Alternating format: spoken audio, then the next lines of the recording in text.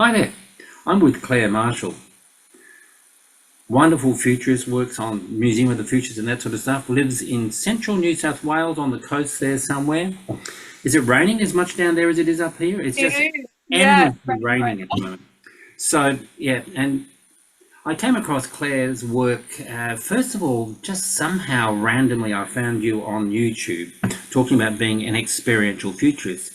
Really engaged, very natural presentation, and because I'm an experiential futurist, and in all right down to the core, I just thought this person's fantastic. Then I discovered that one of my students at the time knew you very well, Kim Cummerus, and she'd worked with you maybe in Sydney with the Museum of the Future, and then you brought it up to Griffith University here in Australia. I should always remind people because not everybody's listening to this knowing that we're in Australia. Yeah, and then sort of we co-wrote a paper, a chapter on the iron ring and ritual and so on, trying to sort of embody this again. The chapter's not out yet, but one day it will be. I keep promising everybody. And that was it. It was a crowd. We wrote that together. We wrote it with Kim Cummerus, we wrote Alyssa Farrow, Liam Mayo, Jeannie Hoffman, Emily Jaworski. I think that's it. And you and I. Yeah. Hmm? Liam Yeah, Mayo. yeah, I did. Yeah, Liam May. Okay, so that's a little intro for how I got to know Claire. And every time we decide we want to get together, something happens and we actually don't physically ever get together yet. But one day we will have a coffee and a cream bun or something like that to celebrate a lovely, what I consider a distant friendship. Okay, so Claire, when you're out and about, how do you introduce yourself?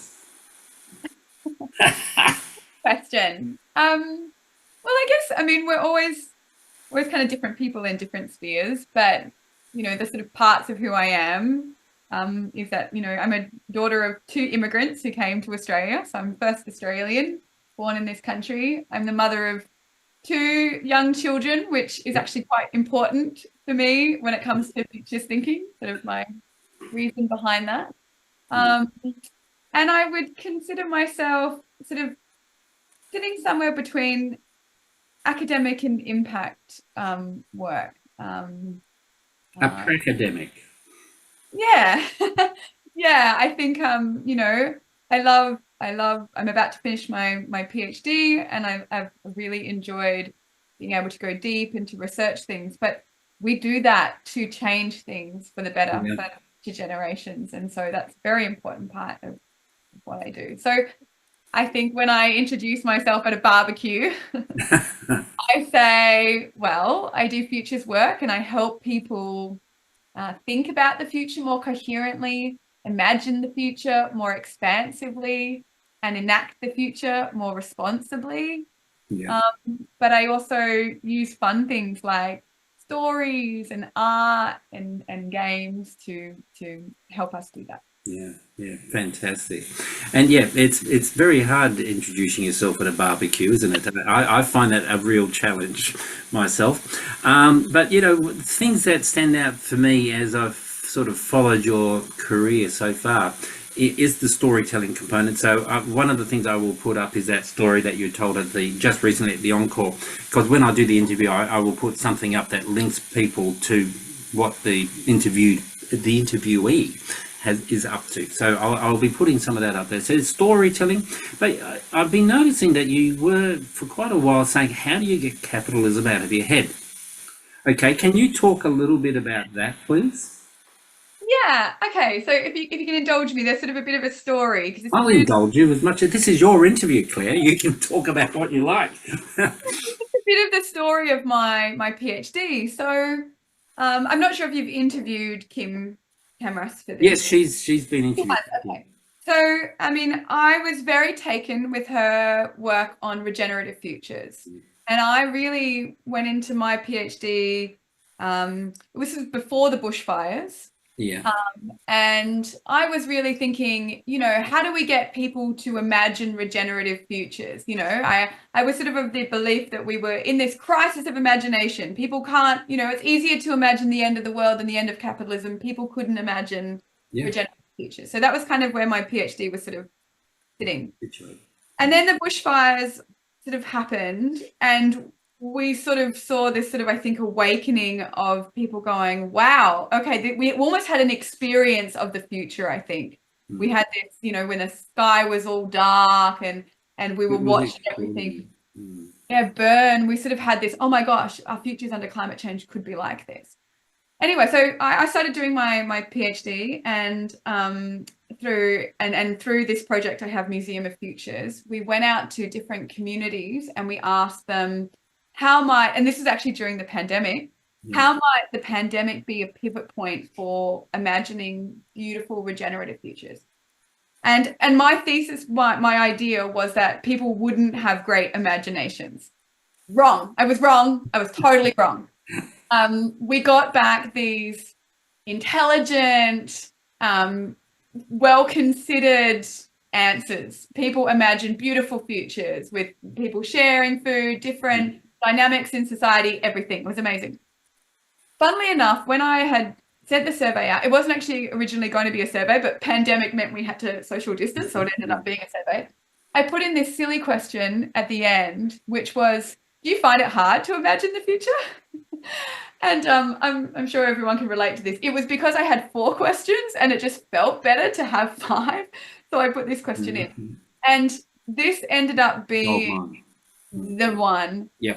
Because in the responses, people said to me, yeah, we find it hard because we imagine these beautiful futures, but we know they're not going to happen because money in politics, egregious corporate greed, entrenched power structures where, you know, businesses own the means of production and there's, you know, concentrated power, people seeing the value of things through what we pay for it rather than what its value might be to nature. And I just went, oh, because when I put all of these things together, there was only one story I could really come up with, and that's the story of capitalism. Because in order for us to perpetuate this economic system that we're in, there are these stories that we have to believe in. You know, we have to believe that, you know, this glass is its value is based on how much someone might pay for it. That's not the only way of assessing value. We can also say, well, what does it cost the planet? What does it give the planet? You know, there are all these different kind of questions that we can ask. And so then the rest of my PhD kind of became this investigation of, well, what are the dominant narratives of capitalism? How do they shape how we imagine what futures are possible? And what do we do about it? How do we get these narratives out of our head? How do we question them? So that when we go to imagine these beautiful futures and take action on them, we believe we can. And so, yeah, that's... Yeah, I mean, I'm really looking forward to seeing your PhD. and I really hope you take it out into the world as a publication, you know. Well, I would very much like to do that. That's I think it's a very important thing. And of course, there are lots of people asking these questions, and they come at it from wherever they are, philosophers, economists, social theorists, and very practical people too, doing the regenerative work, Daniel Christian Valls and people like that. You know, there's this great community, and it's a great creative groundswell. So your contribution will be really appreciated and worthwhile. But, you know, because I was really interested in that question, I asked it first, but normally in these interviews I say, Claire, how did you get into futures first? So I want to backtrack on that and just actually say, okay, tell us, so we know where you're at the very pointy end of a PhD, you've got all sorts of interesting experiences and in doing futuresy type stuff. Where did it all begin? Well, I mean, I've always been kind of curious about the things that shape society. And I used to work in TV development for a long time, where we would sort of go out and if you're aware, in the futures world, we'd look for weak signals. What are these things that are happening in small pockets of society that would kind of change everything? So I've always been interested in that. But really, if I want to put it down to a moment that I got into futures, it was in a bathroom. And it was looking at a stick that I had just peed on and seeing that I was pregnant.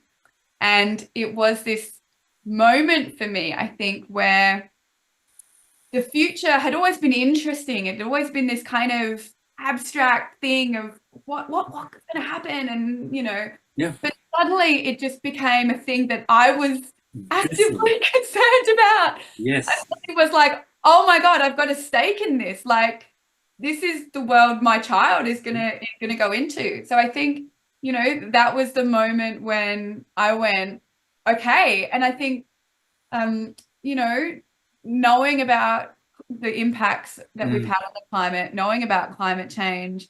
And, I remember another moment of, having this really tiny baby and, breastfeeding him at my desk as I read a IPCC report and going, Oh, oh, no. he's going to be my age in 2050, and thinking, will he have a baby? Like, will he have this life? What will life be like for him? Will he and his family and his partner or whatever have made the decision to have children then? And so I think that's when, futures became really personal, and I really, went, Yeah. I want to explore this because I want to know how to think, and I want to know what to do for my kids. That's an awesome story of how intimate the future it gets, when you've got skin in the game, Yeah. any of us with kids, and I've got a grandchild now, and I'm going, oh my God, and it's a big deal, isn't it? So I can really relate to what you're saying, Claire. So then you thought, so the future became important, but we all think about the future, I think, in some way, but then there's this amorphous thing called future studies or futures thinking. Okay, yeah. What happened at that point? Did you walk out of the bathroom and bump into Sahel and Ayatollah, or something like that? That would have been cool. But no. So what happened after that was actually quite interesting. So I sort of was kind of thinking about all of this, and at the same time, I'd sort of been offered sort of my dream job at that stage, which was sort of doing like really interactive media stuff for this company. And they'd offered me this job, but it was going to be a lot of travel, and it really wasn't going to work. And so I actually had turned them down and said, look, I'm sorry, I'm pregnant. This is a great job, but it's not the right time. And at the same time, a friend of mine, her name's Ile Janssen, we'd spoken. She's like, oh, how's your day? And I said, oh, I just turned down my dream job. And she's like, I just turned down mine, but maybe you should take it. And I'm like, what? And so what she'd been talking to the University of Technology, Sydney, about running these series of workshops on really interesting futures facing topics. And they wanted really experiential workshops because they wanted to bring together academic staff, students, and industry. Yeah. And anyway, I went, okay. So I spoke to the person running that job, and who ended up giving it to me. And I ran these workshops. The first one was blockchain for social good, and the second one was AR and VR. We went on to run it another year, looking at the future of journalism and artificial intelligence and us. And it was sort of really my introduction into, let's take these really big ideas and kind of game out what are the impacts they could have. And then while I was sort of doing that at UTS, I mean, I was sort of at the same time, because of my media background, I designed some fun things. Like I designed a human robot friendship ball to talk about our relationships with robots. I had done an audio tour of the future for WWF to kind of provide this experiential way to talk about mega trends and inform hackathon participants, kind of give them a bit of a briefing. So I'd done this sort of work, and at the time, someone else in the uni invited me to take these students on a tour of my futures walk. And they were doing this unit called Envisioning Futures, which was all about experiential futures. Yeah. And I was like, wait, this is a thing? Like, are you guys kidding? This is fantastic. So as I was, being tutor, I was like quickly writing down all of these notes, and I guess, you know, the rest is kind of history. I started teaching, then I started doing a PhD, and you know, and it's now become this real area of passion for me. Yeah, that's a wonderful, and it's so interesting how unique our journeys are. You know, I think it's really, yeah, and how serendipitous. I like that word. How serendipitous things can be. You know, your friend just turning down the job, and you know, so yeah. So what are you up to now, Claire? What sort of futuring type stuff are you involved with at the moment? I know it's PhD time, so you probably don't have a lot of space. And maybe what you're up to is the PhD, and you want to tell us a little bit more about how that comes together. It's up to you.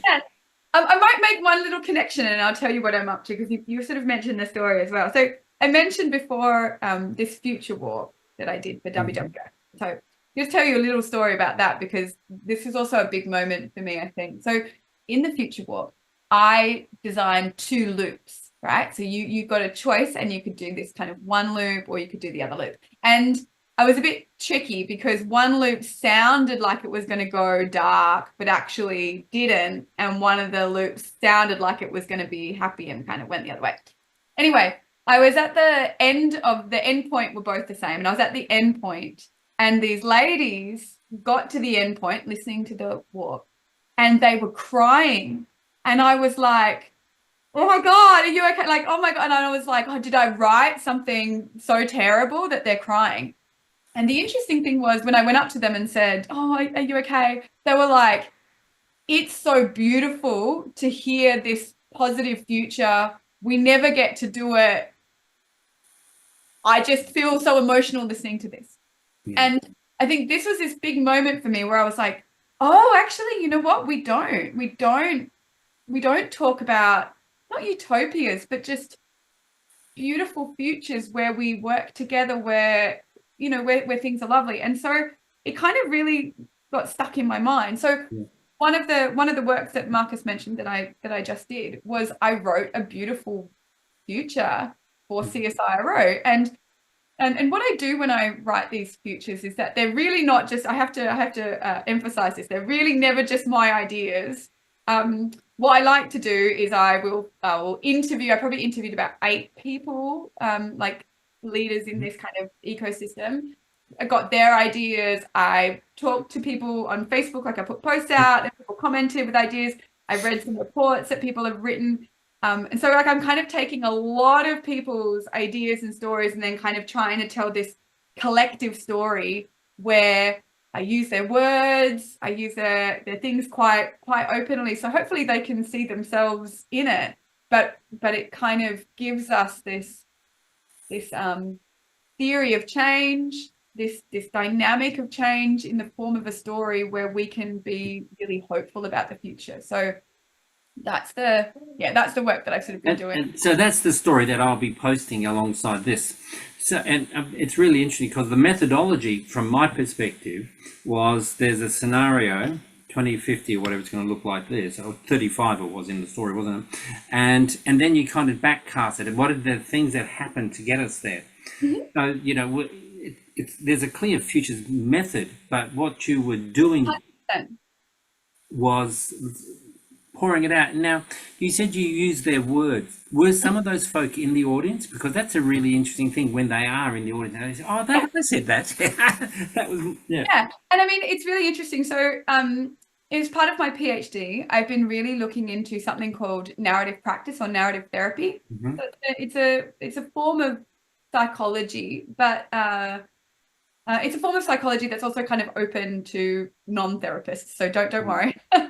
I'm not pretending to be a therapist in any kind of way. But in narrative therapy, especially in collective narrative therapy, they have this term called collective voice, which is where you really try to honor people's exact words so they hear themselves in it. It's a way of telling a story where, you're really trying to bring together the threads that everyone has, and just weave it into a tapestry. So that's a really important part of the stories that I write. The second thing that's really important is that I always try to write in a theory of change that is not reliant on external mechanisms that the people in the ecosystem can't control. So, okay, so it's a theory of change that gives participants within that ecosystem agency, because I think that agency and futures conversation is really interesting.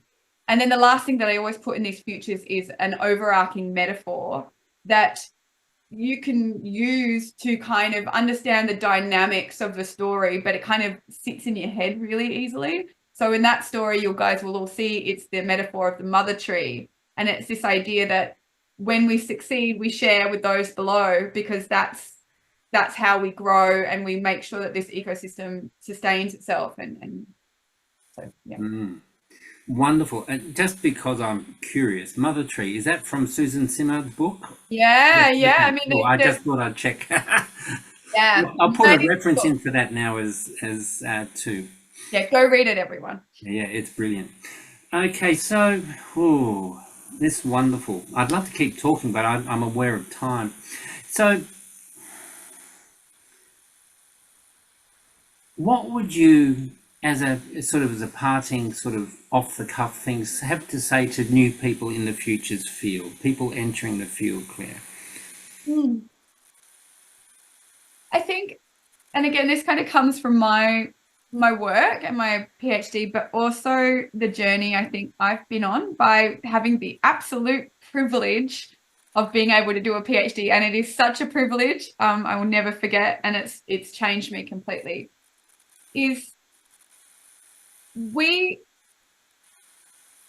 How we understand the world is kind of through stories, right? We take events that we've heard of or we've experienced in life, and we kind of connect them to each other to kind of form these narratives that shape how we understand the world to be. And they're shaped by our culture. They're shaped by the discourse around us. And I think what I've seen and the journey that I've really been on is that, my thinking about futures has been shaped by the economic system that I live in. Like, I'm a weird person, which stands for Western, educated, industrialized, rich, and democratic. So if you're in a Western country, there are certain narratives that get told about how the world works that you grew up with. You just believe them to be true. And it really isn't until you go to other cultures where, they're challenged, where you kind of go, oh, hang on a minute, maybe it isn't always true. So I think one of the biggest things, if you want to get into futures, is this idea of interrogating what are the stories or what are the lenses that shape the futures that you imagine. Why, if we talk about the futures clone, why do you think that future is possible and that one is probable and that one is preferable? Like, what is shaping your ideas? And I think, it's been 5 years for me really diving into this to kind of go, wow, a lot of what I thought about was possible, what I wanted to have happen in the future and how I thought it would be able to be manifested have shifted because I've been able to interrogate those lenses that I look through. That's really great advice. And I'm going to have to put another book up now, Henrik's book on weird people. I'll have to put that one up alongside this just so that people can go and find it if you want to. It's well worth reading. It's very good. So, look, I want to keep asking questions, but I'm going to control myself. We can always do another interview later. Claire, thank you so much for giving us this time. And, I'm going to let you have famous last words and then I will sign off. So is there anything else you'd like to sort of say to round off our conversation? I think the only thing I want to say, which I think I always say to all of my students when I get to teach, because I think we have sometimes these ideas of what education is, that we've earned this knowledge and we're sort of passing it on to you, and in a way that it's right. But in a way, I think the beauty of teaching and learning is what you guys are going to do with this and how you're going to evolve it and grow it and shape it based on your experiences and your skills and talents. So, take all the knowledge that you've given, but also don't be scared to question it and grow it and push it and pull it in different directions, because that's how we all learn and we all share. So, Great advice. Thank you, Claire. No problem. Thanks, Martha.